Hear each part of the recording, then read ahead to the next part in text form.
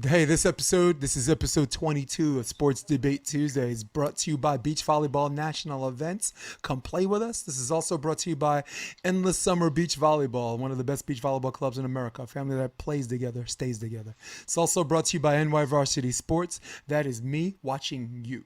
Watching me watching you. Messed that all up.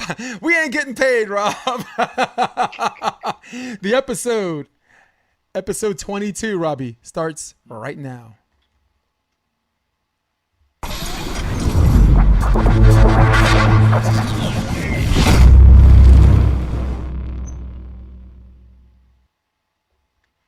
Okay, we're back. Guess who's back? Back again. Guess who's back? Guess who's back? Guess who's back? Guess who's back? I am here with Rob. Keep it McLean. I'm Jason DeBeas. Welcome. This is Sports Debate Tuesday. This is episode 22. And we're trying to keep the mood light because we know when these conversations get heavy, it's like, how many times are we going to keep talking about this stuff outside of sports? Well, the answer is as long as this stuff keeps seeping back into sports, conversation is necessary. Or to quote my boy Jorge Masvidal, super necessary. Rob, last week, before we start off on our episode, we were talking about the Confederate flag being banned last week, and we were a little short on time where you were talking about the difference between nationalism and patriotism. I kind of asserted that that nationalism is like loyalty for its own sake, and patriotism is more where the power to agree and disagree, and dissension being the greatest form of patriotism. And you were getting into the history of the Confederacy and stuff like that. Please, the floor is yours. Yeah, so I was just saying that, well, I'll start off where we were last week, that, the difference between nationalism and patriotism is that blind faith as opposed to actual service and duties. Veterans, people who actually are in government, who actually put the foot forward to physically be in the position to make decisions and policies, these are people who are more than just a citizen. They're a piece of society. They can be patriotic towards our country because they've actually done things to help protect, progress our country. Nationalism is blind faith or entitlement for a country you've either been born into or you've been accepted to for no other reason that you're thankful, which again has nothing, there's no, naturally there's no negative aspects to either side, but they can be used in a very negative aspect. But the purpose is why that connects with the Confederate flag is that the history going back to when the Civil War even happened is that the Confederate flag was created so that a brotherhood of people can come together and protect what's theirs. And now they call it states' rights. Back then, it was just protecting their economic gains and protecting their livelihoods as people. They didn't know any differently. I wouldn't condemn them then about not understanding slavery. I can do that now for people who have had 400 years to read about only our type of slavery, but have had history books on top of history books about slavery all over the world throughout human history. So the fact that you just are not knowledge enough to understand what slavery actually is, not just African American slavery in U.S. history, but slavery itself, is unbecoming of an intelligent society or an intelligent person. So that's why when we talk about the Confederate flag being banned, it's just moving forward. It's something that should have happened a long time ago. And the fact that people say that there is no Confederacy or there's no secret society that keeps this Confederate flag in our society. Look at how many Confederate statues, Confederate memorabilia are allowed to be around states, in universities, in public areas, that not only do people who don't believe in Confederacy have to be around, but the Confederate flag was created as something that goes against the United States of America. It was created as an alternate purpose if you do not want to, or you do not agree with the United States of America. That in itself is un-American. You can protest, you can want change on a democratic level, but to go out and to raise war against your fellow Americans to support that cause now is wrong. Understanding throughout history, it's wrong. So this is just progress. This is something that just had to happen for a very, very, very long time. And the fact that anybody could respond to this news with what we're going to talk about next, with leaving a noose in somebody's garage, it's despicable actions. It's despicable. It's just really tough. Amen. Here. Well, I'm not going to top on that because that was the comments you meant to finish on last week, which was almost, which these days you seem like a Mystic Mac, or it's like a foreshadowing of what's supposed to come the next week, because last week, Sports Debate Tuesday, there was no noose. There was just a whole bunch of rednecks that looked at a flag and was like, you know what? Nah, we're good. Bye. But who would have thought that your thoughts and sentiments would be exactly to what leading into what our next topic is right now, and that's this. All right. Late Sunday night, NASCAR announced that a noose was found in Darrell Bubba Wallace Jr. He's the only NASCAR driver I know on the circuit right now. And the number 43 Richard Petty Motorsports Team garage, stall at Talladega's Super Speedway in Alabama. NASCAR said it's angry and it's outraged, and it immediately opened an investigation to find out who did it and eliminate them from the sport. Rob, before I go, is there any? Do you have any other take on this before I get started? Well, just Please. From what I've heard, that it's just very minimal access, especially with the virus. So, who could have done it? It's not a ton of people walking through that garage. So, if it's a regular person, ban them from the sport they love for life. If it's a member in their own family, ban them from the sport from life and for all races that you're around. And if because this is a terroristic threat. It's a death threat upon somebody's life, but not an unrealized threat. It's something where somebody physically took a weapon that they want to kill somebody with and displayed it to them in their place of work, in a public setting. That's literally a terroristic threat. So, again, I don't get how people don't take this as offensive as whatever Antifa is doing in Seattle. Taking over 6 square blocks and saying no one can enter, no government, no police can enter. That's the same thing as a terroristic threat from an individual on a community of people. Or individuals. It's a terroristic threat. Yeah. On this particular individual. Got you. Yeah, totally. Rob, well, it's supposed to be a debate show, but once again, just like 8 Mile from Eminem, you said I know everything he's gonna say against me. The only thing I can do on this debate show is echo your sentiments. I think it is disgusting. I think it's repugnant. I think it's malignant, and I think it's putrid. There is no best way to say this. There is no on a good day to say this. But if someone did it as a joke because they think it's funny, your behind should be gone. All right. If someone did it because they have hatred in their heart and malice and contempt, maybe over a flag, maybe because they have a problem with black people, or maybe because he's wearing Black Lives Matter on his car, and maybe because he has it on his mask, and someone that has a problem with that, and they do something like that, their behind needs to go. I mean, you talked about the Confederate flag, dude. We had a war over this. Okay, we literally had a war, and a whole bunch of people died over this. All right. At this point, it's I consider it treason. All right, I consider it against the law. To me, it's always been treason. I just, don't.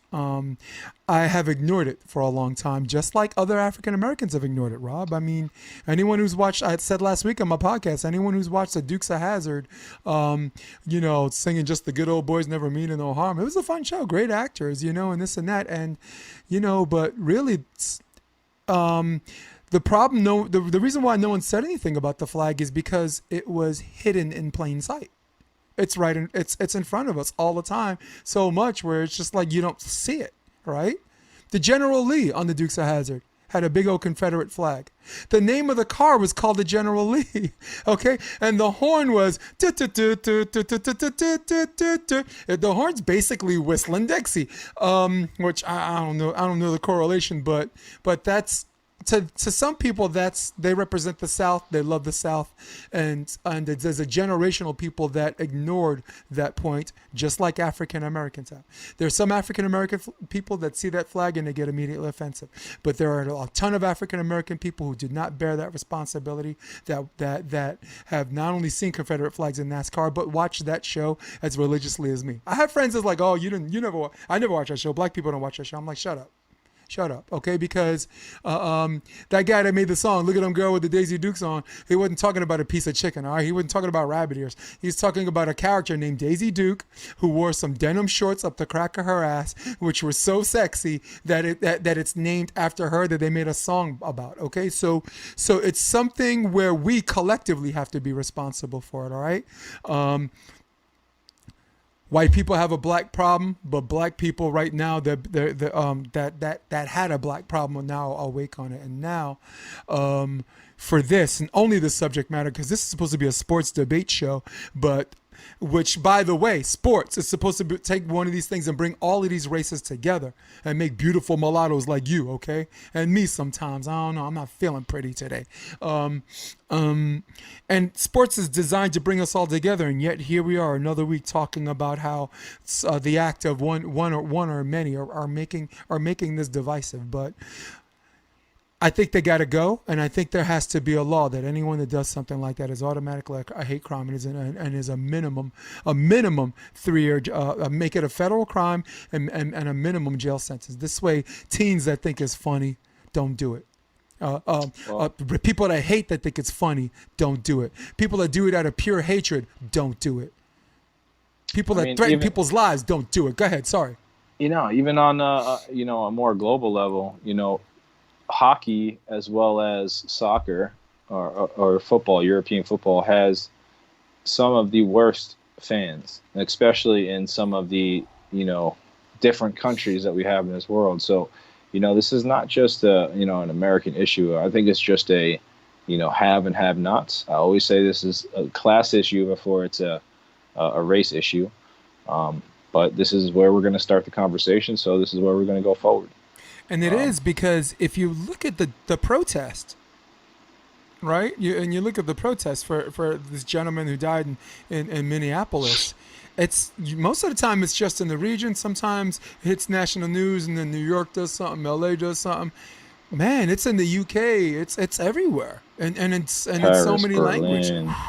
But I've heard so many stories about black guys in Paris getting persecuted. I've heard so many people about poor people in the UK, Irish, Scottish, those type of individuals getting persecuted in the same manner as it seems as though of minorities in this country. But that's where it comes from. It's not like we support the United States. It's we know what you're talking about, and guess what, guys? Wow, funny you should say that. We got that problem here too. Right.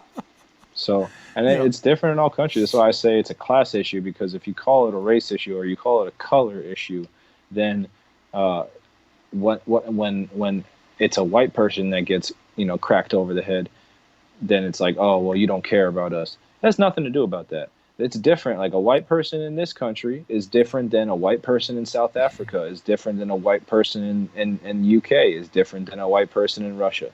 So, and there's, again, different types of persecutions all over the place. There's, the LGBTQ plus community in Russia. There's, in Brazil, there's a ton of homeless that get treated in the worst type of ways. So there's just injustices that we're trying to make civil, not even equal. Just homophobia civil. is a big thing in Brazil too. At least male homophobia is.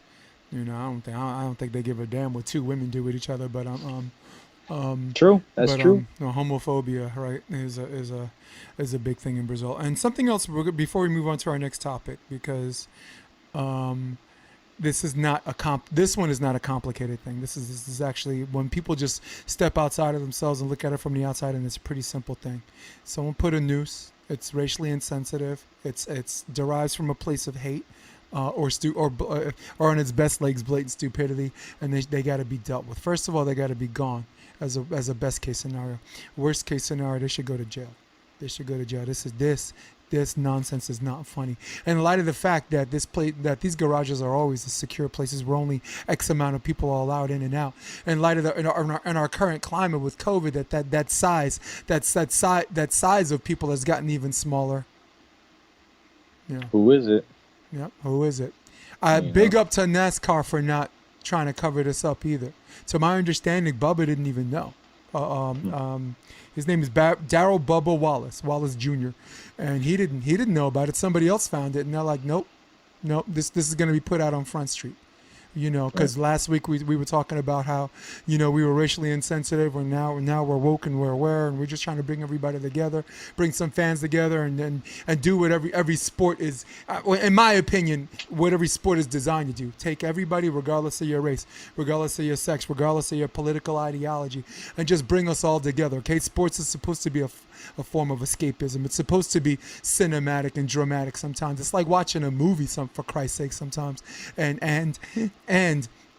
NASCAR is going to be co-signing and joining a lot of these sports where they get back to what they're doing together. Do best, bringing people together. All right. The people who have a problem with the Confederate flag being taken down, NASCAR has been very, very explicit, saying those aren't the fans we want anyway. If they're going to stop watching NASCAR because we took away a flag, you know what? That's it's not that big a loss. It's not that big a loss. And if it is, they lose some money. You know what? I mean, that's money well spent. And these are the right things we'd like to hear. And I know at some point you got to put your money where your mouth is. And some people are negative, like, oh, I ain't seen nothing yet. But let's give NASCAR a chance, because right now, their reaction, what they've been doing the last 3 weeks, they've been doing all of the right things. All right, it's no time to defend NASCAR, and I don't think I'm doing that. I'm just calling it the way I see it, based on the facts that are given to us. That's at the heart of a community that most of us don't really understand or are not really connected to. You know, so that I think you have to give them the most opportunity to be able to create a different image. Yeah, if not for the generation that is grown now, for the kids that are watching it. So that they have an equal mindset. And you know what? They're closer than people think, man. Were you aware, and I don't mean to get political, in 2012, that 43% of NASCAR people voted for Obama? NASCAR fans. 43% of NASCAR fans. It wasn't a two-horse race either. Their votes went to independents. They went to Republicans. So 43% was the highest percentage of people. And those were people that watch NASCAR avidly. So that's just something for your ass out there, for the people that are watching. By the who the incumbent was who was running for office at the time. So very, very interesting stat before we move on to our next thing, which is going to be the UFC. All right. Wow, man. Last UFC, long live sport, and UFC is leading the charge, man. UFC continues to light up another weekend with a slew of exciting fights, okay? However, in the main event, Curtis Blaydes, who defeated Alexander Volkov via unanimous decision. Blaydes, who's a top-notch wrestler, used his style to smother Volkov, who's a top 10 opponent for most of the fight. And the age-old question, Rob, is why is this kind of fight a turn-off for some fans? Personally, I enjoy it. I feel as though... Me too. In all honesty, I think that the commentators, being as great as they are, need to talk, especially in the same excitement as they do for a ground game, as well as they do a stand-up. I think, even Joe Rogan kind of gets overzealous at times of amazing things he's seeing, and I get it. But when you talk so calmly and casually about, this is hand work, we got to watch the wrist and wrist work, you kind of just don't get the entirety of the game. It's kind of, for me, I like to compare it to baseball, because that was like my first sport. A lot of people can't enjoy baseball in the sense that they overlook a lot of the small details that makes the game really important and really fun. So the same thing goes for MMA, in that back in the day, no one really understood takedowns and ground game, and it was just Gracie just choking people out and people tapping, So the game has kind of evolved so much to where the hand play and the clenches and what's happening on the ground in the middle when someone's on top. It needs to be explained maybe just a little bit more to where people see there's actual effectiveness into those moves and why they're not standing up. Because for me, that was a very enjoyable fight. And Me too. the look on Volkov's face was more telling than anything. Like, man, this guy's just going to ragdoll me. And he said it before, and Dana White kind of hated him before, like after the fight too. But he ragdolled him without throwing him like a ragdoll. You know, he literally took him down. He did the first 3 rounds, yeah. You know, and even I watched the 4-5 like more intently, and it wasn't as exciting, but he still Heavyweight's took gas. him down whenever he wanted him. Heavyweight's gas. I mean, it was a heavyweight fight, and it looked like a light heavyweight, to be honest. But well, they moved. We're talking about Blaydes and Volkov. Volkov, who I think has a really, really good gas tank, which got stabbed somewhere in the end, but somehow found a second win, and I think second win did even score a takedown himself. Mm-hmm. Right? So listen, the reason why I think a lot of people might find this fight boring is because the sport, even though it's in its 20th anniversary, where is it, since 1993, it's still having fans, attracting certain fans that have to educate themselves on the sport. Like if you look at the Japanese crowd watching Pride fighting or watching an MMA fight, they see a takedown, they clap. They see someone escape from a submission, you hear an applause. They see someone use the cage to find a way to get up. It's like this huge applause. It's almost as if two guys are. It's almost like Americans watching 2 guys just punch each other in the face like Rock'em Sock'em robots. So that's just incumbent on the American crowd to understand that this might not be your sport if you find this boring. Maybe you just like boxing, or maybe you like Muay Thai.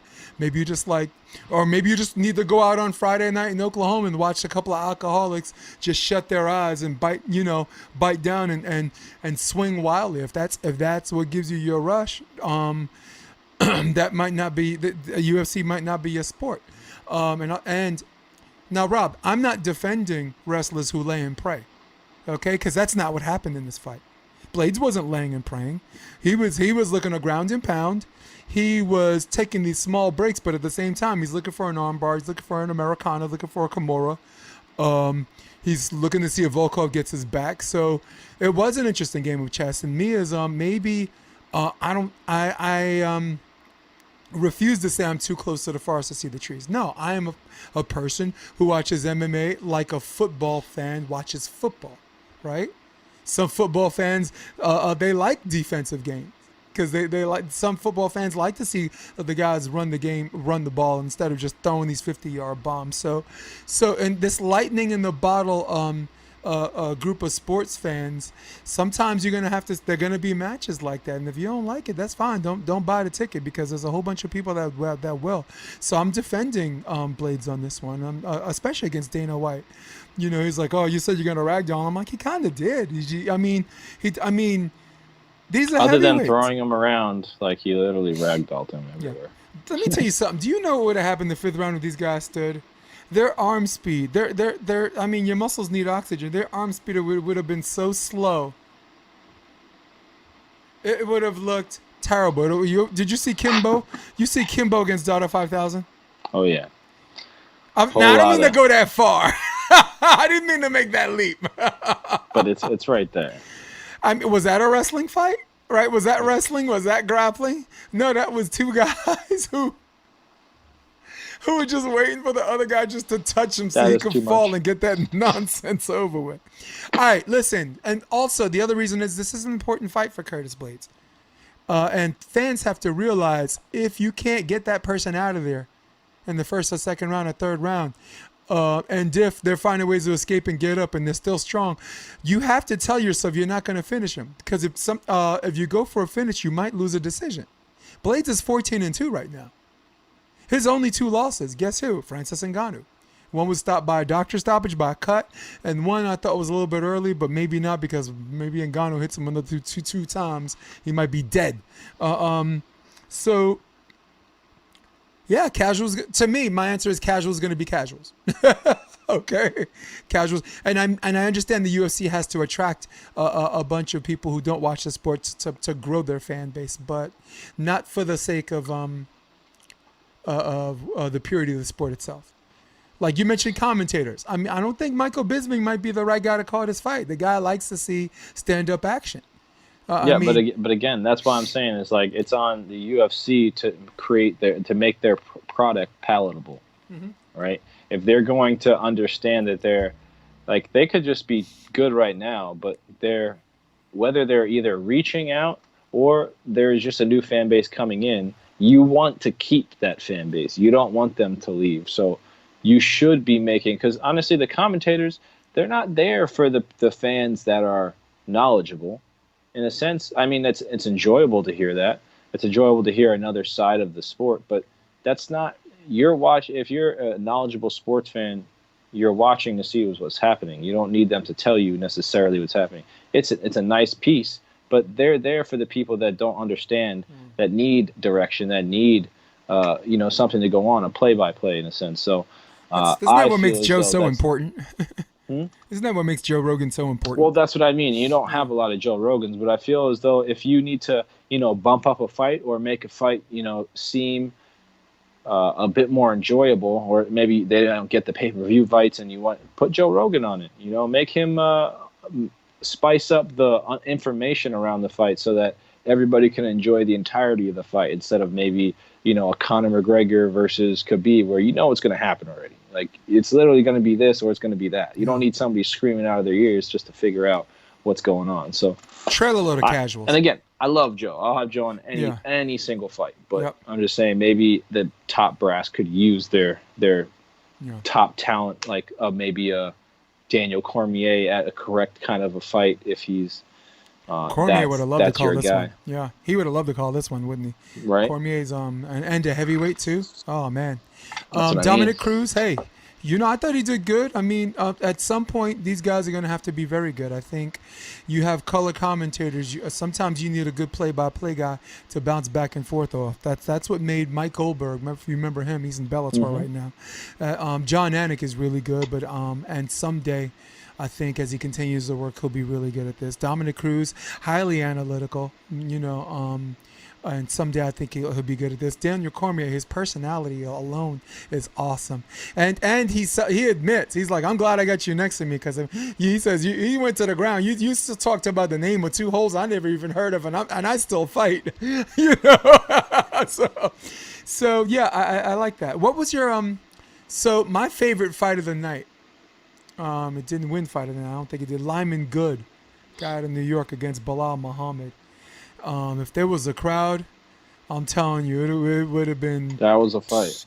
Electric. That was something else. And there was another fight that got fight of the night where they just kind of went at it. It was it wasn't the women's fight. It was something close to the co-main event on the main card. And I'm loath to say that the paperwork. My computer just shut down, so the paperwork's not in front of me.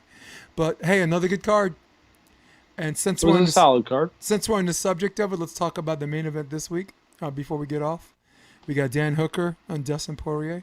Yeah, man, two lefties going at it. I mean, I like to. I don't know. I don't feel like Dan Hooker's been like. Not that he hasn't been pushed, but I feel as though like the way he fights, like he's going to evolve as the fight evolves. So it'll be really interesting to see what he does against a fighter like Poirier, who has had really good fights and has lost some, tough fights to really good fighters. So I think he's almost the perfect test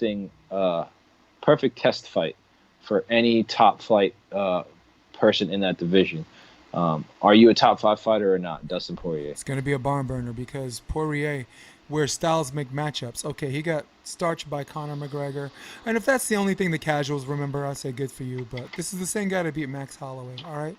This is the same guy who outboxed and beat Justin Gaethje, who, by the way, is fighting Khabib for the belt. So if you think about Dustin Poirier's impressive win streak after Conor McGregor, he's only lost to Michael Johnson before, and from this point on, he's beaten everybody. He's beaten everybody, and his only loss was for the title. Which, if you look at Khabib Nurmagomedov's record, you say, okay, I get that, I understand, right? I mean, but he also because it's not like, look at the people who beat Khabib. Oh, sorry, nobody did. Yeah, but Dustin also beat, I guess it was Max, right before he fought Khabib, Good fight.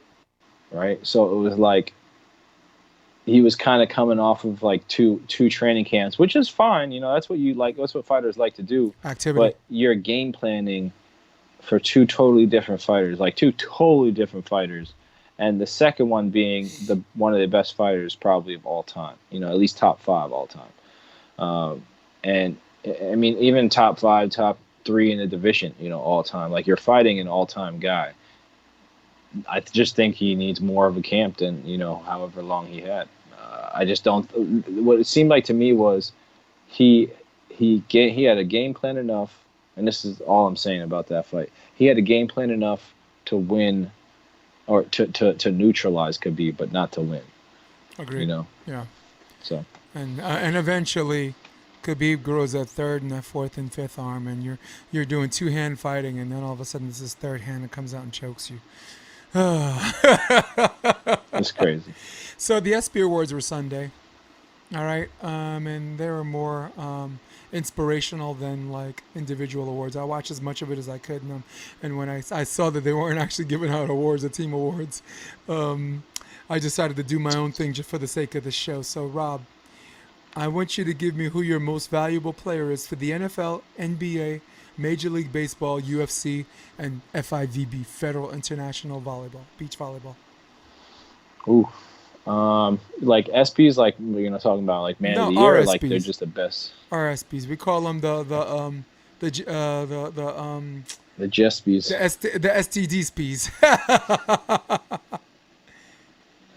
All right. SDT. Sorry. Which so let's start with NFL. First? NFL. Who's your NFL MVP? Ooh. I would say Drew Brees before the last couple of weeks, but I would probably have to say, oh man, I mean, Tom Brady, I guess. You know, no, I'm sorry, it'll be Patty Mahomes. He's like, wait. Yeah, you know, I mean, yeah, it's Patty Mahomes, man. Look, Lamar Jackson was the MVP last year, but my MVP in the NFL right now is Patrick Mahomes, and there's not a whole lot to say after that. He was the MVP the year before. He's a Super Bowl champion, okay? Difference between him and Tom Brady is he made it to the Super Bowl and won this year. So recency bias has to take over. Like, to quote Eddie Murphy, Raw, what have you done for me lately, okay? Or Paula Abdul, the song. Major League Baseball, who's your favorite? Who's your MVP? Whew. I'm going to go first. I got Judge. Go ahead. I got Judge. Oh, come on. Every time the guy takes the plate, you know he's there. That's a game changer. Everybody knows that they have to play against. I got to go with Judge. I'm a lazy New Yorker, Rob. I'll be a lazy New Yorker. I mean, I'll be a lazy LAer. How about Mike Trout? That's easy. Anaheim. Mike Trout, easy. Angels, okay. Get him off that team. Another guy you gotta recognize. Who could be a Yankee one day. Ooh, what? Come on. Hey, yo. Oh, man. At least George Steinbrenner is here in spirit. Trying to break out that cash. And NBA MVP. I'm sorry, what did you say? NBA MVP. NBA. I mean, since the season was cut short, I'd had to go with LeBron because, like I said, at that time, he just redesigned his whole game style, and he just became a true point forward. You know, he just embodied the position he wanted to play for his whole career, and now he's doing it. You know, so definitely LeBron. The guy's my MVP every year. LeBron James. I mean, the guy goes to this team, they go to the finals, they go to that team, go to the finals, go back to Cleveland, go to the finals. This year, it looked like they're on their way at least to the conference finals on his worst legs, or into the finals on his best leg. So I got to, big up to Kawhi Leonard who did the same thing with other teams. But I'm talking about durability. I'm talking about his ability to adapt to other people. I'm talking about someone that can load manage or not. I'm talking about somebody that makes everybody better around him. And we can list a name of all-stars that can make a team better around him, but you're not thinking finals, winning and losing. The only guy we can think about that front runner year in and year out is LeBron James, and nothing's changed. UFC. Sorry. Just real quick, Go ahead, please. honorable mention. We don't know what was going to happen with Houston. Everybody forgot they just traded Clint Capella, and they're running a 5-man small team.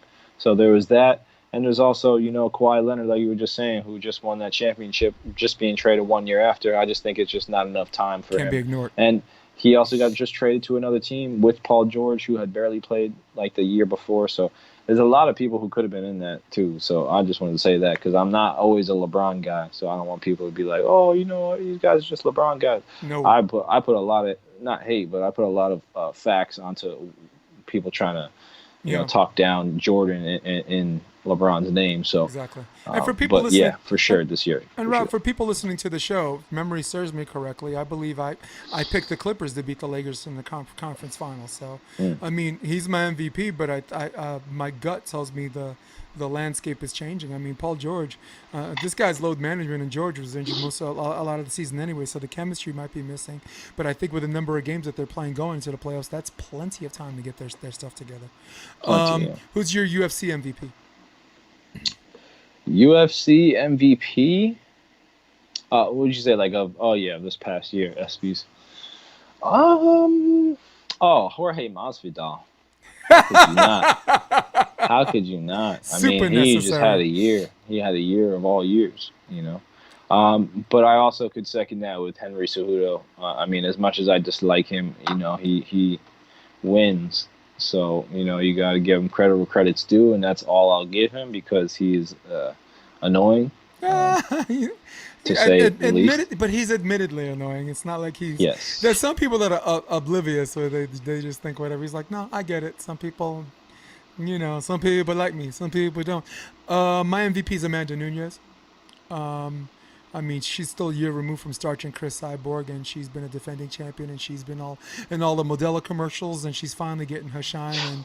And as far as being on the straight and narrow, openly gay fighter, and nobody cares, and represents her sport with integrity, leadership, and a heightened level of class. My second up is Israel Adesanya. Short amount of time in the UFC. Never mind, mixed martial arts has become the champion and has knocked out Mike Whitaker, but he might be past the year removed for that, so he's a close second. Masvidal, look, the last 3 fights, right? Come on, what's not to like, right? He starched Darren Till, which no one saw coming. They just thought he was making the trip there to give Darren Till a fight, and ended up getting knocked out. Actually, he won twice that night, right? He basically pieced up Leon Edwards in the back after he beat him. So, and then he breaks the record, right? Beats Ben Askren, 6 seconds. I think that's the UFC record, certainly MMA record, certainly UFC record. And then for the BMF title, I mean, I like your pick, Rob. I mean, he's so badass. They made a belt for him and Nate Diaz to fight a belt that will not be repeated or defended. That's it. Boom. Got it. Closed up shop. Doctor stoppage. So I like your pick and I like mine. I think we're both winners on that. And then it's cool because we got both sexes covered, even though, oh no, I mean, Amanda Nunes seems more of a man than even Masvidal on any given day. So hey, we got to get that Shevchenko fight going again. Woo! It's got to be that 3. was real deal. We got to have like a quad, 5 fights on that. I think next week we're going to talk about trilogies that are on the way. I think Blaydes is probably going to have to fight Ngannou again. I think John Jones and Daniel Cormier might go again. I think Amanda and Valentina, Corey Anderson and Johnny Walker. Yeah, I like that one. I like that rematch. Ooh, I like that rematch. I can't wait for that trilogy. That's some heat, man. That trilogy is coming because... Or that sequel. That's a sequel. I think that's a second. No, but it's going to be a trilogy because if I Corey think, beats him Walker's again, gonna win? I don't think that's going to happen. I think Walker will win, and then you got your trilogy. That's what I'm saying. Yeah. That's what I'm saying. It's going to be a trilogy. Hey, speaking of trilogies, Miocic and Cormier, that deal's finalized. They're going to fight in August. Finally. So, yeah, man. August, eh? Fight Island, August, or? Yeah, Fight Island. Nice. So let's give our wheelhouse a little bit of love. And this one, we're definitely speaking off the cuff. Neither one of us prepared for it. So in the spirit of that, we are not going to do an order. We're not going to do a countdown. We're just going to do the randomly, the coaches, okay? The art of the beach coach has become a growing phenomenon. Okay, with it becoming an NCAA sport about 4.5 years ago, all of the juniors club sizes have tripled. So now we got this huge sample size of slew of good girl players coming up. In fact, a lot of these girls who are splitting their time playing indoor and beach are now playing exclusively on the beach, with young players like Betsy Flint leading the charge. She was all beach pretty much from college all the way through, from LMU now into the pros, playing with Emily Day. So I guess, let's see. So Rob, if someone had 8 weeks to spare, in no orders, who are 5 coaches, club, college, private, or pro, who can significantly revolutionize their beach game? Are we going real quick? Are we going like throughout the world? Or are we going like in our country or throughout the world, in our country? I'd like to go one and you go one, but before I answer, I'd like to disqualify myself as one of those coaches because there's only a small number of people that can last 8 weeks with me. No, I don't think anyone wants to spend 8 weeks with me, but if you can, I guarantee if you spend 8 weeks with me, if you're in a qualifier, you're going to the main draw. If you're already in the main draw, you're going to the semifinals. If you're a semis guy, you spend 8 weeks with me, you're going to be a champion. If you're already a champion, you're going to be an Olympic gold medalist. So I speak for myself, but I disqualify myself because there are some coaches that can work with everybody, and I'll admit to myself, I'm not that guy. I'm a throwback. I'm a dinosaur. So, but my first pick is Jeff Alzina. Jeff Alzina, who was Stein Metzger's coach in the Olympics in 2004, also became his assistant at UCLA, which resulted in another ring, and is now at Santa Clara University, where I believe he was kind of like his home. I'll just call his home. Jeff Alzina's come home, but the amount of private lessons, 8-person groups, a lot of people, even the people that disagree with his coaching style have come out better than they were, which is the minimum requirement for a good coach. But Jeff Alzina is my first, not number one. Again, we're not going number one or our best of 5, but he's one of them. Rob, go. For sure. Gosh, I didn't really get a name, but I would have to say for me, I'll just go like a little bit more current. But the national team coach for the Czechoslovakian team. Wow, those girls are good. The girls and the guys. There's a guy team that's in definitely Olympic bound when the Olympics come back around. And same with the women's team. They're both, similarly where they're both bigger type players, but you can tell they're playing the system really smooth, really not simple, let's say, but it's a very consistent system where they can side out, transition very well. I think the biggest issue with a lot of systems is that they're either predicated on siding out to a high percentage or playing defense and being able to score points on defense. And the mixture of the two is really the sweet point of the game. So, I would have to say the national team coach for the Czechoslovakian team. Cool. I will say the national team coach for the German team, and thank God I had a chance to talk to Laura Ludwig, and she said, "Flugen fucking Wagner." And there go the sponsors. Can't mess with the guy, okay? He's the champ until he's not. He was Brink and Reckerman were in the Olympics in 2012. He was their coach, won a gold, okay? Ludwig and Volkenhorst represented the German team for Rio in the Rio Olympics in 2016. He was their coach, won the gold. So we're talking 2 Olympics, 2 gold medals, 1 gold medal per gender. And right now the German team still looks good.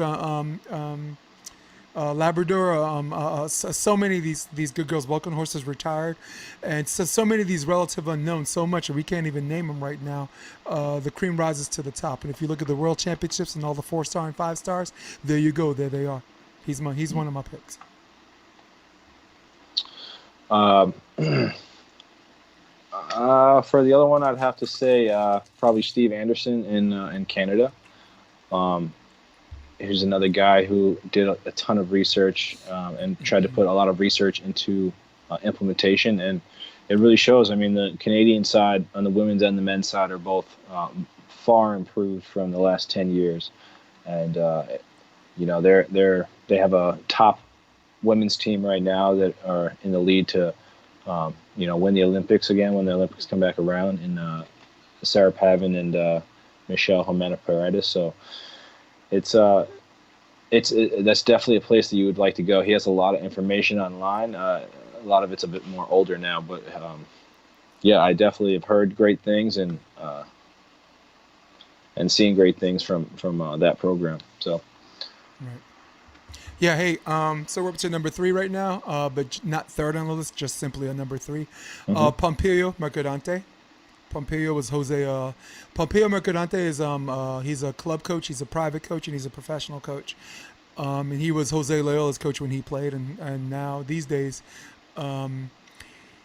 he's coaching with us at Endless Summer. He was also helping out with Sarah Hughes, and he is someone that brings a slew of coaches in with him. So, in the spirit of the topic and the title, the question is, if you have 8 weeks to spare, and you want someone to revolutionize your game in an 8-week period, and which coach would you pick? And I pick him because not only does he bring a wealth of knowledge, he's been coaching for 30 years. All right, Rob, I've been coaching for 21 years. All right, but this much indoor, this much outdoor. This man's been coaching beach for 30 years. I can't even imagine how many times the rules have changed in 30 years. So he brings in Arturo with him. He brings in, and you can name some of these names and maybe tail off and help me out with some of these names that he brings with him. But he brings an army with him. So it's him, and it's like you and what army? Let me tell you something. Pompeo has got an army, and he brings it with him. He's got an army. He's got a family. He brings it all. Yeah, he's got sons. I mean, so he's it, because just like Wagner, right? He's not someone you're probably going to get new ideas from, but the staff that he brings with him, it's an army. There's probably more coaches than you, your doubles partner, and the people you're scrimmaging against. It's probably 5 of them and 4 of you. So, yeah, make mine Pompeo. For sure. My next one would probably be the Norwegian head coach. I would have to say, I don't remember his name, but it's obviously Anders Moll's dad. We didn't do MVP for FIVB. We'll do that after this. Shoot. Yeah. Sorry. But it's Moll, right? Yeah, it's do Moll's we both dad. agree it's Moll, so we can skip that? All right, go ahead. Yeah. So, but yeah, Moll's dad is like the coach, basically. And whether it's the implementation of the school or the fact that they were allowed to be able to play that long, or just the fact that he is a great coach. But whatever happens in that Norwegian area of beach volleyball has been super consistent. It's been not even necessarily innovative, but the technique that they train there is just it's very, very good. It's clean. You know? It's clean. It's very clean. Very clean. Blocking, Jeez. Hitting, defense, passing. You know, there's really rarely ever any spots that I would have to say that they're not excelling in. I mean, even they're not really ripping jump serve. I'm not saying they need to, or they don't, or they cannot, but their placement on serving creates such confusion, or not confusion, but creates such a such difficulty that they don't really need much more than that, especially with a big block, a smart defender. Some of their games, I don't mean to insult them, and you know I'm not insulting when I use the word boring. Some of the games are boring because you never see these guys out there trying to do more than what they usually do. Like Bill Belichick, they're out there and they're doing their job, and they're doing their job well. And they create such big gaps, just outclassing people. It's like, oh my God, you already know how this match is going to go. Why am I even watching it? So when I say boring, I mean boring in a good way. But no, exciting hitters, watching Anders Moll put up a blocking clinic basically every match he plays. And it's great because we left him out of our MVP conversation when we meant to do FIVB, but we're doing a 2-in-1 thing. Anders Moll is my MVP of that sport, male or female, period. End of story on that one. My fourth one, and you're going to love this, and it comes from a place of bias, but at least comes from a place of self-honesty. If you look in the college scene, NCAA, you see champions. You see Anna Collier, you see Dane Blanton, and you see all of these people that have great players and great programs. But we're talking about if a coach in an 8-week period that can revolutionize your game, I got to go with John Mayer. I've seen John Mayer take the biggest drama queens who look for every reason to make it about something else, and they come out of his season zen people. They're just calm, they're playful, they're cheerful, they keep the mood light. This man's growth mindset and whatever books, chop wood, carry water, whatever, or whatever literature he's making these people read and how he prepares his teams. I have Never seen anything like it. But in this PC culture, in this cancel culture where you have to be perfect or people are going to, pick out things about you and you're gone, you're not going to find anything on John Mayer. You got nothing on. You got plenty on me. They're going to have something on you, Rob. You got nothing on this guy, okay? To quote Joe Rogan, it's very easy to take people at their worst moment. Take their worst moments and only focus on that and cancel out all the other stuff and judge them as a collective whole on that person. It's really easy for people to do that. I call it lazy, but let's call it easy. But with that being said, Rob, you're not going to find a whole lot of that with John. You're not going to find any of that with John Mayer. You're not going to find anything on John Mayer. It's not the way I coach. We have different volleyball philosophies, which probably just left to me leaving. But that man, he's one of my top 5 coaches because he can work with anybody. In an 8-week period, he can revolutionize your game. Well, for my next one, I got to go with a hometown homie. I mean, I've never personally been coached by him, but I've seen that type of energy, and I've seen honestly how I've been in the area of him coaching while he's coaching, and just some people can take a space and make it their own, and then some people can make a space and make it a house for everybody that's there, right? And I don't get how that some people do that, but it's just like a great extrovert ability where you're able to kind of connect with everyone and understand how they want things and just make it happen and make the environment conducive to everybody. And wait, who are you talking about? So my man's Jason Stack.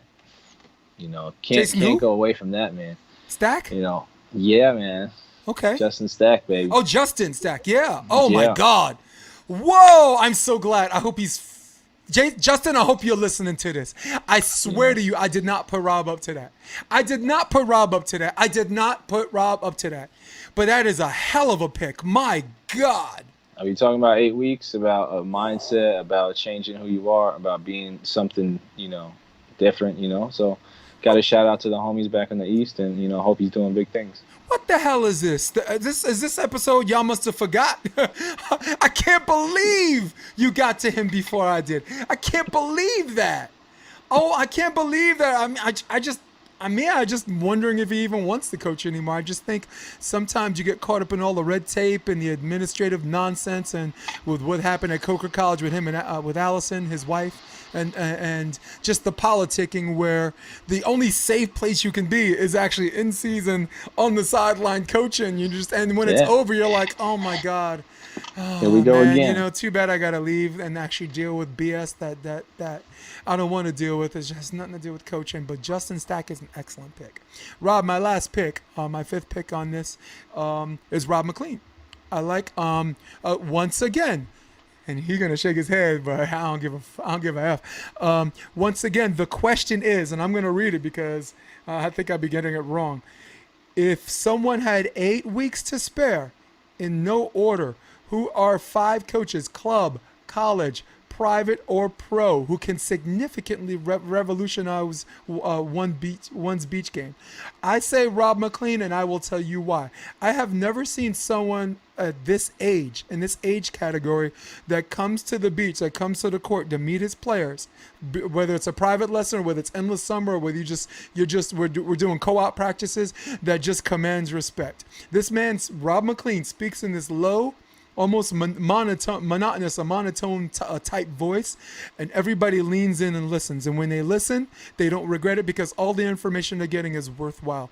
There's this huge level of respect that comes with listening to some people, because some people that, if they disagree, they think they know more than you. And at no time of all the people that I worked with, coaches and players, at no time is anybody not giving this man respect. I cannot believe someone in their mid-20s up to upper 20s comes on the court, who's an active player too, by the way, comes in and you get this piece of information from him, you use it and it works, or you get it and you use it and it kind of works, and you're like, all right, let's figure this out, let's figure out the why, and the level of patience that you have with strong personalities. And in the summer we got a bunch of them. I mean, I don't mean to use juniors as a small sample size because you coached adults too.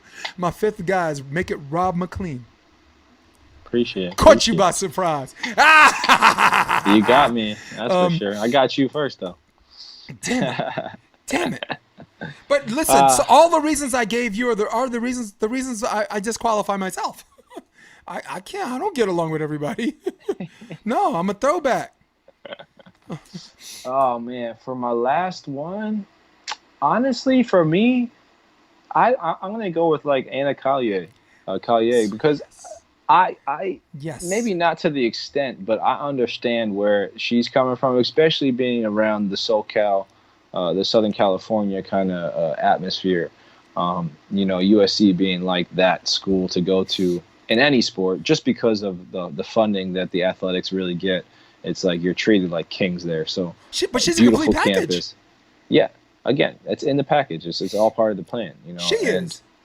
well, yeah, she is, but I'm saying all of that, gets that, the want to go to that school, and then, you know, I don't think if anybody laid it out as plainly as it was going to be, anybody would ever really want to go there. But at the end of it, you always say, "Oh, that was the greatest one. That's the greatest coach. I can't believe that. It changed my life." For the 95% of the people that go there and are supposed to be there. So, for me, it has to be her, because in that 8-week period, she could change somebody from a normal human being to a superhero on the volleyball court, and that's really what's the difference maker. I think honestly anybody could make somebody better over a long period of time, but we're talking about a scheduled, organized, small period of time where you need to get better, and there can't be any going back. There's only progressing. You know, she definitely be my pick. And Rob, you want to talk about someone that commands respect? She's the last of the red hot power women. You got Lauren Bacall, you got Sophia Loren. I said this last week on the podcast with Eric Anderson. It is the type of woman, that old school black and white film actress, that walks into a room and men know how to behave themselves. Men actually stand up when she comes to the table. She goes to leave, they all get up. No, no, no, you don't have to get up. That's her, man. That's Uh-oh. Wait a second. Did you hear that? Are we back in New York? That concludes our volleyball five coaches, and big up to everybody that made our list, and honorable mention to all of the people, the former players who become coaches and just working it out. Again, we have a lot of Olympic gold medalists here. Rich Lamborn is an Olympic gold medalist, but I don't have a big sample size with him. I just don't know enough. Well, this is kind of what I wanted to say too. Yeah. Is like, to the people that will listen to this or don't listen to this, or get upset that they're not on the list, or how could you say Pompilo instead of Tyler Hildebrand? I don't know. I don't know Tyler Hildebrand. Yeah. There's a very small amount of people that know Tyler Hildebrand's beach game capabilities, or Rich Lamborn's beach capabilities and coaching, because he coaches 5 to 10 people. Yeah. There's Pompilo literally coached Jose Loyola. Jose Loyola is out on the beach coaching. You don't have to be so discriminate towards the types of people that you're in. I'm not saying in a racist way. I'm just saying open your doors to people that don't play the game the way that you're playing it, and test your system. See if your system is really the greatest, instead of just on the small percentage of people that it should be. Test it on all these people. Dude, Stein Metzger could easily make the list, right? Absolutely. The two-time defending champ. People find it strange that I go with his assistant than him, but for people that actually do some real homework, if they remember who his coach was, if I'm really missing anybody in this list, especially on what you were telling me, is Todd Hollenbeck. I think he's another sexy guy. Jesus. Another guy that's put in the work, that does the right work. Some people coaching, it just connects the right way. The West Coast Justin Stack. Right. As far as the mixture of indoor and outdoor and the level of success that he's enjoyed to the people that gave him the opportunity, right? Nygaard's assistant for the indoor men's team, coach of the year at Santa Cruz, voted the AVCA coach of the year in 2015. And I'm not talking about a team that was crewed up. I'm talking about the ability to take talented players and make them better, or if not, do more with less. So, Rob, it's time. You know what time it is. It's time for good idea, bad idea. Let's do that. All right, Rob. Good idea, bad idea. I'm on page 2. Good idea, bad idea. The AVP having a 3-weekend series to substitute for their summer tour. Ooh, put me on the spot. If Bad it's idea. okay, I honestly believe that the sport, first of all, the only thing that can come from this is bad. You're going to exclude the people who build the sport up at the very grassroots level, and then you're going to go to a city that is one of the worst places to go in terms of the virus, in just types of capacity and the ability to have a small space and a lot of people. And all you can come out with it is a small amount of money being earned. So in my eyes, it doesn't seem the smartest idea, being that we still can't even in California get back on the beach because of the rules that are happening in California and how the coronavirus is. Sorry to just take up all the time, but that's fine. it just doesn't make any sense to me why you would do that if you have to make it such a small and isolated event, but yet in a large capacity area over here where it probably should even be going down because it's an open area, you're going to just make it happen in New York. That's just pretty crazy to me. I think that's just very nearsighted, and it seems like maybe certain people are pushing for a certain type of want, as opposed to what we should all be able to play. We should all have it. If you guys have it over there, then why don't you just bring it over to California and just keep it over here for the season? I just, doesn't make a lot of sense to me. But again, business is business, so business matters before us. So Hey, that's how it goes. well, Rob, I gotta go with. It's so weird because all of your arguments for good idea, bad idea, and the reason why it's not a good idea are valid. For me, I say good idea because if there's a way to consolidate it and make it quasi-safe, and if you can only do X amount of tournaments or games for the entire year, because so much is lost and so much is already gone, as far as giving the fans what they want. I like it. I think it does deprive some of these upstarts who are making finals appearances and semifinal appearances the opportunity to market themselves and to be on center stage, and for the AVP faithful who've been following them, and for new fans to appreciate people that don't have the name, like Phil Dahlhauser or Gibb and anyone whose last name is Crab. So I appreciate why you say a bad idea, but I think for all of those reasons, consolidating it to the star power to give the people what they want, all those reasons I say is a good idea. Rob, good idea, bad idea. Dak to sign the franchise tag with the Dallas Cowboys. I mean, good idea, just because, what more could he really do? He put up a really good fight. I think he'll have a fantastic foothill to step on for the next year, where he's going to just roll right into playing as well as going for another contract extension next year. So I think it's great that he's getting some money. He's getting plenty more than he made last year, and he's getting a very high amount of money because of how the franchise tag works. So he's going to be paid, and then he's going to get paid more. So it's great news for him. I say good idea, and I think a lot of people think he's gone this far, he should wait and go a little further. But that's what we said last month, and that's what we said the month before. The man does not want to hold out on this contract. He doesn't want to not train. So listen, it's a lot of money that he's being offered that comes with the franchise tag. Take it. If you're a Dallas Cowboy, you want that star, and if you're going to be the leader or the biggest football franchise in sports, yep, take it and smile. Rob, good idea. Bad idea. U.S. Open for tennis is still happening. Good idea if they're not having people there. I think tennis, again, can be a very easily protected sport without, live fans.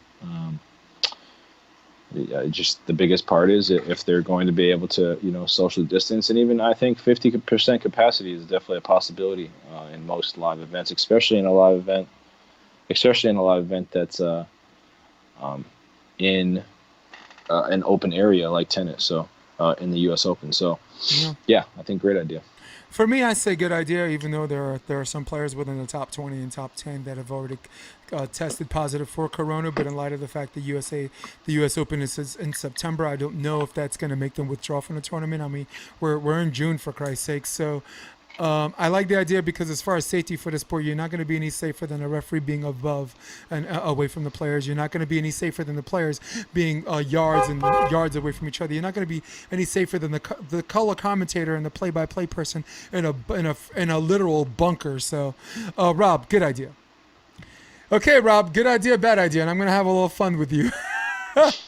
Or maybe not so fun, but I think you're probably going to be more surprised by my answer.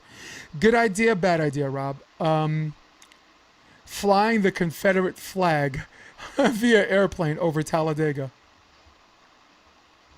Terrible idea. I mean, you're just trying to take the Confederate flag out. Definitely shouldn't be absolutely anywhere. So definitely just bad idea. You can cut my time down to 15 seconds. All right, Rob, you ready? I think it's a great idea. Do you know why I think it's a great idea? Because whoever is flying that plane, whoever flew that plane, whoever helped him put him on that plane, whoever he's associated with, we get to know their name, okay? We get to know where they work. We get to know who their relatives are. Because, Rob, I don't want racists hiding. If I have someone that I know for a long time and that has a problem with black people and I don't know that, man, that's not a good thing for me. That's a bad thing for me. So, Rob, I want to know who they are. I want to know who they associate with so I know who not to get with, okay? I want their names and on full blast, so I say fly away because I want you to take all that energy and you keep it because this way when the heat comes at you, you don't get to play the victim. Oh. Okay, and I'm back. Surprising answer, but at least the rationale is on point, right? Keep Absolutely. that, yeah. Hey, keep that same energy. Don't be like, oh, I have a black friend. Nope. I don't want to hear it. I don't want to hear it. Nope. Before we go, shout outs. All right, my shout out goes to ESPN, putting out a documentary. I think it's already out, but they aired it again. The Book of Manning. What an amazing documentary about not just Peyton and Eli Manning, but what Archie had to go through. Growing up broke in Mississippi, his father's a businessman. Archie's father ended up committing suicide his sophomore year, where he played for Ole Miss.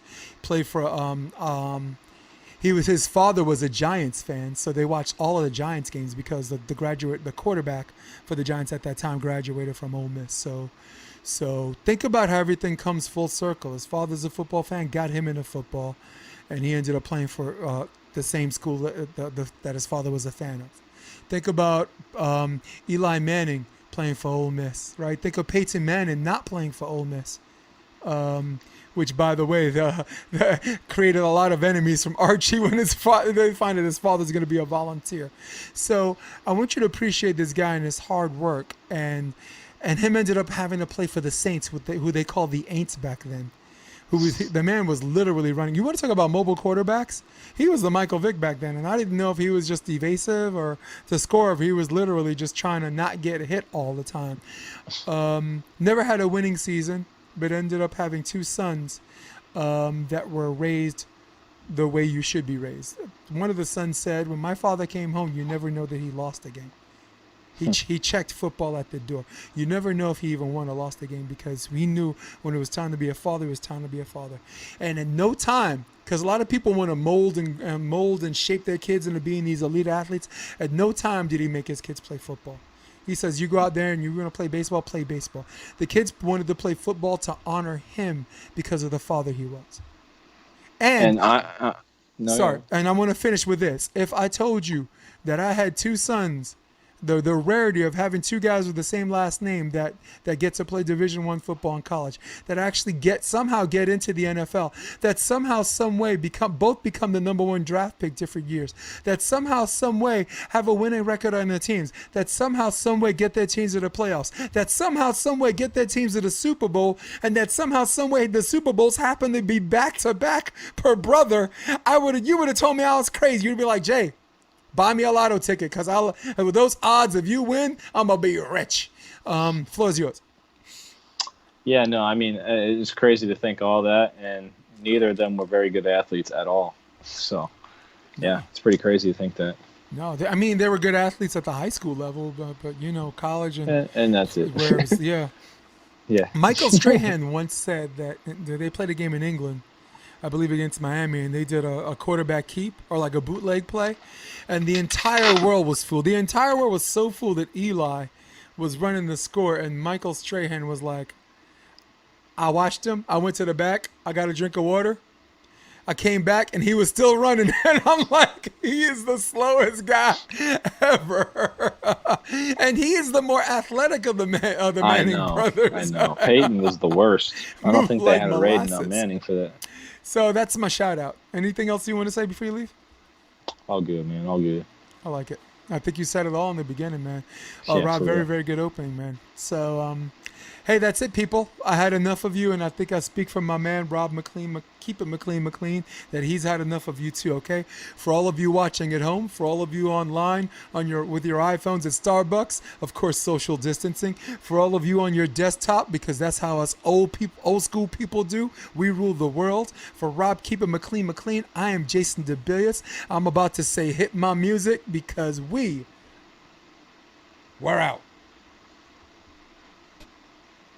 Come check out the Option Podcast on OptionVB.com. It's also available on iTunes and Spotify and on YouTube under the NY Varsity Sports handle. You're going to love what you hear.